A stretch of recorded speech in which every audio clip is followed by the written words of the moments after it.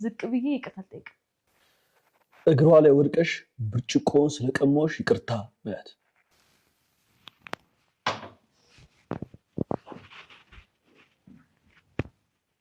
ይቅርታ ግን ሰላም እንዴት ናችሁ? የኖላዊት ዩቲዩብ ቻናል ቤተሰቦቼ በያላችሁበት ሰላማችሁ በዚህ ይበልልኝ። እንኳን ደህና መጣችሁ። ለዚህ ቻናል አዲስ ከሆናችሁ ሰብስክራይብ፣ ላይክ በማድረግ ቤተሰብ እንሁን።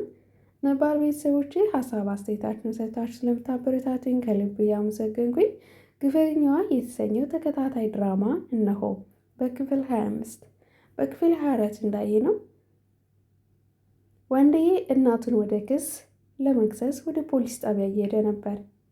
በዛሬው ክፍላችን ግን የወዲት እና እናቷ እማማ ወርቄ ያላሰቡት ነገር ገጥሟቸዋል። ዓለም ከእስር ነፃ የምትሆንበትና እውነት አሸንፎ ውሸት ደግሞ ወደ ታች ቆልቁሎ የወዲትን ጉድ እንዳረጋትና ምድር እንድትልስ ይቅርታም እንድትጠይቅ ያስደረጋት ጀብደኛው አጋጅ ማን ነው የሚለውን የማስቃኛችሁ ይሆናል ማለት ነው። በዚህ ድራማ ቁም ነገር እና ተጨባጭ ያለው ድራማ ነው። ለህይወታችን ወደፊቱ ክፋትን ትተን ደግነትና መልካምነትን መርጠን የምንጓዝበት ይሆናል ማለት ነው። ትንሿ ክፋት እያደገች የሰው ልጅ ስናስከፋ እኛ ደስታ የሚሰጠን ሰው ሳንሆን እንስሳዎች ነን። ስለዚህ ከዚህ ድራማ በጣም ብዙ ነገር የምንማርበት አለ ማለት ነው። ስለምትከታተሉኝ አመሰግናለሁ። ሙሉ ድራማውን ይዤላችሁ መጥቻለሁ። አብራችን ቆዩ። ድራማችን ሲጀማምር የዓለም አጋቾች ምግብ እንደራባት ከዚህ ቀደም አይተን ነበረ። ምግብ እንደተከለከለች፣ ውሃ መጠጣት እንደማትችል። በዛሬው ክፍላችን ግን አንደኛው አጋች ምግብ አቅርቦላት ዓለም እንዳንበጣ በጣም ከራባ የተነሳ በጣም ስትበላ ነበረ። ታዲያ ካበላሏም አኳያ አንደኛው አጋች እያያት ስለነበረ ቆይ እንዴት ነው ከራስሽ ጋር እየተሻማሽ ያለሽ? እባክሽን ተረጋግተሽ በይ ይላታል። እኔ አይደለሁም ቀልዷ መቼም አይጠገብም፣ ጨጓራዬ ነው እንደዚህ እያስበላኝ ያለው ትለዋለች። እስቲ አጉርሺ ብሎ እንኳን ምግቡን ሲቀምሰው ምንም እንደማይጣፍጥ ለእሷ ግን እጅግ በጣም እንደጣፈጣትና ምርጥ ምግብ እንደሆነ ትነግረዋለች። ከዛ ምግቡን በይ ተለተሎ በይ አለቃዬ ከመጣ ታስገድኛለች ይላታል። እሺ ብላ ክውን አድርገዋለች። ቆይ ግን ምን አድርገሽ ነው ይላታል። ከምሰራበት ቤት ብዙ ግፍ እየተሰራ ነው። የሴትዮዋ ህይወት አይን እያየ እንድትሞት አልፈለግኩም ነበረ። ስለዚህም የራሴን አደጋ ጥዬ እሷን ለማዳን እንግዲህ ሞክሬያለሁ። በተደጋጋሚ ትሰርባታለች፣ ታንጓጥጣታለች። የባስ ብሎ ደግሞ የተመረዘ ምግብ በማብላት ከቀን ወደ ቀን ሴትዮዋ እየታመመችና ራሷን እንድትስት አድርጋታለች። ታዲያ ይህንን እያየው እንዴት ዝም ልበል? እኔም እኮ እናት አለችኝ ትለዋለች። እሱስ ልክ ነች፣ ግን ምን አይነት ክፉ ሴት ነች? ለነገሩ ራሽን አደጋ ላይ ስትጥይ ግን የወዲት ምንም ብታረግ ወደኋላ ማትል መሆኗን ታውቂያለሽ አለ ሲላት፣ አዎ እሱን አውቃለሁ፣ ግን ደግሞ ከሚሰራው ግፍ የእኔ ምንም ነው።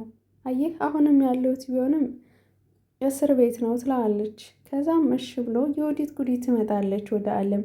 ዓለም ነግሬሽ ነበር፣ አስጠንቅቄሽ ነበረ ከእኔ እጅ እንደማታመልጭ። ሁለት ከእኔ ጋር ደግሞ ፉክክርሽን ማቆም ነበረብሽ። አሁን በደንብ ቀጥቅጧት፣ ፊቷ ላይ ጠባሳ ነገር ማየት እፈልጋለሁ ብላ አዛቸውና ያግቷትን ሰዎችም ተሳድባና አንጓጣ ትወጣለች። ከዛም አንደኛው ይመጣና ስልኩን የያዘው ፓተርኑን ስልኩን ክፈችው፣ በውስጡ ያለውስ ነገር ምንድን ነው ብሎ ሲጠይቃት ዓለም ኮድን ትናገራለች።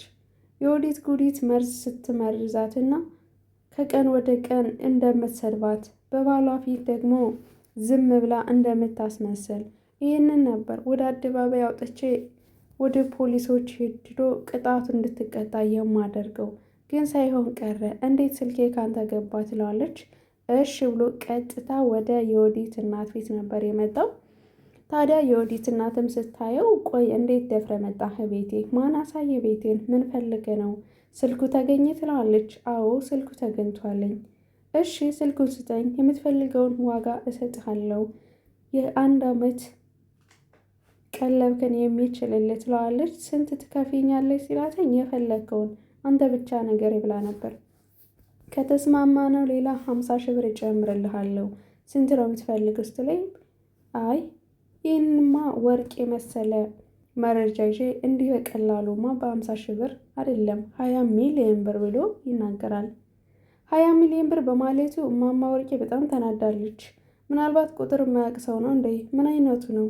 በዘር ማንዝርህ እንኳን ቆጥረው የማያውቁትን ገንዘብ እንዴት ነው አንተ እንደዚህ የምትለኝ? ቆይ ዘር ማንዝር ራሱ ተጨፍልቆ ይህን ያህል ገንዘብ ያወጣል ብለህ ታስባለህ? ትለዋለች። ምናልባት ቅድመ አያቴ እናት አባቴን ገንዘብ ላላገኙት ይችላል፣ ነገር ግን እኔ ያገኘሁት በእነሱ ስም ደግሞ እኔ አመሰግናለሁ ይላታል።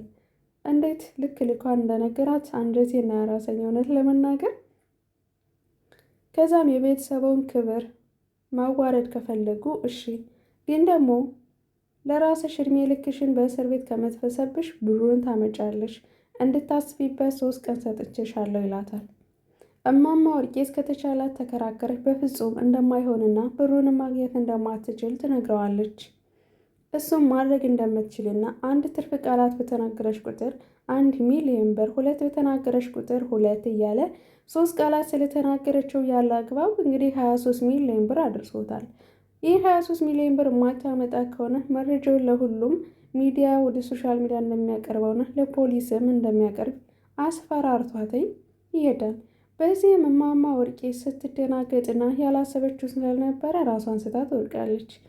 ፀሐዬ እንደፈረደባት ምን ሆነች ነው ብላ ስትጠይቃት እንኳን ምንም አይነት ምላሽ አልሰጠቻትም። ያ ትለፈልፍ የነበረውና ማን አለብኝ ትል የነበረ ሴትዮ ምላሷ ሁሉ ትስርስር ይላል። በዚህን ሰዓት የወዲት ከአለም ጋር ቆይታ ወደ እናቷ ቤት ትመጣለች። እናቷ ግን ስትመጣ ተዘርራ ነበር የጠበቀቻት። ምን ተፈጠረ እማዬ ምን ሆነች ነው ስትላት ምንም ምላሽ አልነበራትም። ፀሐይን ስትጠይቃት የሆነ ሰው መጣ፣ ከተነጋገሩ በኋላ ይኸው ራሷን ሳተች፣ እማውቀው ነገር የለም ትላለች። ከዛም እናቲቱ ትነቃና ጉድ ሁነናል ልጄ ጉድ ሁነናል ትላታለች። ምን ተፈጠረ እማዬ ስትላት የቆፈርነው ጉድጓድ መግባችን ሰዓቱ ነው ትላታለች። በፍጹም ስለምን ጉድጓድ ነው ትላታለች። አዎ ዘብጥያ ልንወርድ ነው ስትላት በፍጹም የኔ እናት እንዲህ በቀላል ለችግር እጅ የምሰጥ እኮ አይደለችም፣ አቅሻለሁ እኮ እማዬ ትላታለች። አጋቹ መጥቶ ነበረ። መረጃውን የምትፈልጉት ከሆነ 20 ሚሊዮን ብር ጠየቀኝ። አንድ ቃል ከተናገርኩ ደግሞ እጥፍ ስለሚጨምርብኝ 23 ሚሊዮን ብር ትላታለች። በፍጹም ይሄ ሊሆን አይችልም ትላታለች። ሆኗል፣ እኔ ራሱ እኮ እየሳኩ አይደለም፣ እንደምታይ ፌንት በልቻለሁ፣ ገብቶሻል ብላ እናትና ልጅ በጣም ይጨነቃሉ። የወዲት መላ እኔ ጋር አይጠፋም፣ አንድ ነገር እናደርጋለን ትላታለች። መላው ወይ ገንዘብ መስጠት ነው አለያ ደግሞ እስር ቤት ማውረድ ነው ትላታለች። የኔ እናት እንደዚህ በቀላል እጅ የምትሰጥ ይመስልሻል ስትላት ግን የ20 ሺህ ብር ችግር የምትፈታ እናት አይደለም ያለችሽ፣ 20 ሚሊዮን ብር የት ይመጣል ብላ በገንዘቡ መጨናነቅ እናት ልጁ ደግሞ ስላስፈራራቸው የማያደርጉ ከሆነ መረጃው ኦልሬዲ ይፋ ይሆናል ወደ ሶሻል ሚዲያ፣ ሁሉም ሰው መሳቂያና መዛበቻ ስለሚያደርጋቸው ለራሷ ለክብሯን በጣም የምትጨነቅ ሴትዮ ነች። ጠዋት የለበሰችው ማታ መልበስ የማትችል ሴትዮ ይህን ታደርጋለች ቢባል ማን ያምናል? ስለዚህ ራሷን አሳልፋ ለመስጠትም እጅግ በጣም ከባድ ነው። ገንዘቡንም ደግሞ የትም አታመጣውም። በጣም ተጨናንቃ ባለችበት ሰዓት የወዴት ስልኩን ተቀብላ ለአጋቹ ታናግረዋለች። አሁኑኑ 200 ሺህ ብር እከፍልሃለሁ መረጃውን ስጠን ስትለው በፍጹም እሺ 250 20 ሚሊዮን ብር ብሎ ኮስተር ብሎ ይናገራል። የምትፈልገው ነገር አለ ሌላ ስትለው እርቦኛል ይላል። አለም በመሀል ትደውልላታለች ለፀሐዬ የት እንዳለችና ስለ ደህንነቷ፣ ሁለት ደግሞ ባለችበት ደስተኛ እንደሆነችና እውነት እንደምታሸንፍ ለእናት ማማ ደግሞ መድኃኒቷን በአግባቡ እንድትወስድና ደህና እንደሆነች ብስራቱን ታበስራታለች። ፀሐዬም እጅግ በጣም ደስ ብሏተኝ የተፈጠረው ነገር ደግሞ እናትና ልጅ በጣም ተጣልተዋለኝ። እማማም የት ገባች እያለች በጣም ተጨንቃለች እኮ ስትላት ምን ማድረግ እችላለሁ? ተንከባከቢያት፣ መድኃኒቱን በሰዓቱ እንድትወስድ ንገሪልኝ እባክሽን ብላ ቃል ታስገባታለች። ከዛም እንግዲህ ምግቡን አምጭ ከተባለች በኋላ ፀሐዬ ምግብ ታመጣለች ለአጋቹ። አጋቹ ምግብ እየበላ እያለ ብቻዬን መብላት አልወድም፣ አንቺ ደግሞ ጨካኝና እርኩስ ሰው ነሽ፣ ለባልሽ እናት ያራራሽ እኔንማ መርዘሽ ትገልኛለሽ፣ ስለዚህ ብሎ ፀሐዬን ይጠራታል።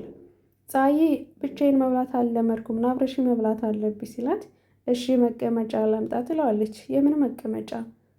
የወዲት ተነሽ፣ አንቺ ከዋሻው ላይ ተቀመጭ፣ ፀሐዬ እዚህ ጋር ተቀመጭ፣ ከፈለግሽ ተኝተሽ ራሱ እንደፈለግሽ መሆን ትችያለሽ ብሎ በዚህ ቅጥል ትላለች። ከዛም እንግዲህ እጅን አልታጠብኩም የእጅ ውሃ ላምጣ ብላ ስትነሳ የወዲት ውሃ ይዘሽ ነይ፣ የእጅ ውሃ አላረገውም መረጃው በእጅ ነው ሲላት ያስፈራራታል።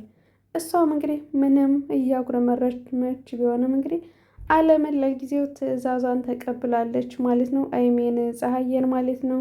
እጅ ውሃ መጣችላት። ከዛ እንደገና የቆሸሸ ውሃ፣ ከቆሸሸ ውሃ ደግሞ ነጥቃት ስትሄድ ይቅርታ እንድትጠይቅና ማንነቷን በደንብ ማወቅ እንዳለባት ፀሐዬ ሰው እንደሆነችና ክብር የሚገባት ሴት እንደሆነች እንደሷ ክፉ ስላልሆነች ልታመሰግኛት ይገባል። በዚህ ክፋትሽ እኮ በቃ ዓለም ራሱ ተደንቆ ይሸልምሻል። እርኩስ ነሽ አንቺ፣ እንዴት ነው በዚህ ልክ የጨከንሽ ብሎ በጣም አሸማቆ ይሰድባታል ማለት ነው። ቀጣዩን ክፍል በቀጣይ ይዤላችሁ የምመጣ ይሆናለኝ። በዛሬው ክፍላችን ይህን ይመስላል ማለት ነው። ሰላም ውድና የተከበራችሁ የሀገሬ ልጆች በያላችሁበት ሰላማችሁ ብዝት ይበልልኝ። ክፋትን ትተን መልካምን እንስራ።